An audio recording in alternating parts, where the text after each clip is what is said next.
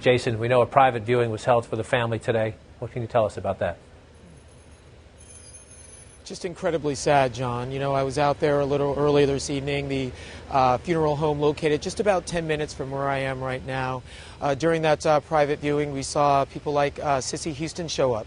With Bobbi Kristina was there as well. Clive Davis showing up for the private viewing. This was only for close family, only for close friends. As I was standing out there, they tried to keep this as dignified as possible, John. So they had the street blocked off in both directions. They were keeping the public across the street.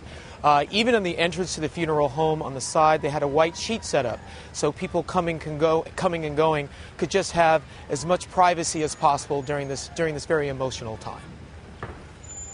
And Jason, what's the latest on what we can expect to see at tomorrow's funeral service?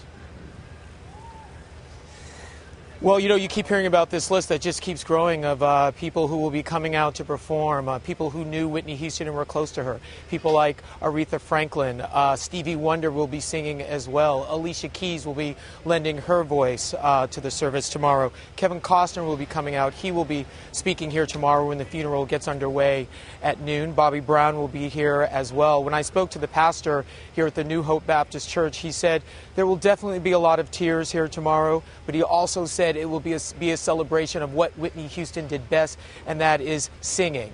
So they'll be hearing a lot of that tomorrow. Just as we've been standing out here in front of the church, we've been hearing the choir practice, hearing the echoes of the choir, people coming out and still gathering in front of the church, John, because as you know, this is the last moment that people are really going to be able to get out, at least people from the public, and pay their respects. So they're still coming out and bringing cards and letters. In fact, I heard from one man who said, I came up from South Carolina.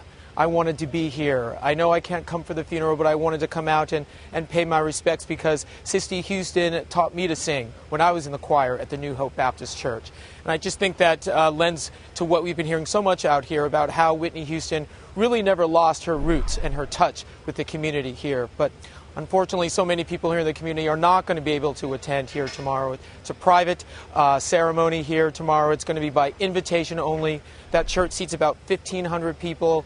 Everyone else not on the invite list is going to be held at least 2 blocks away.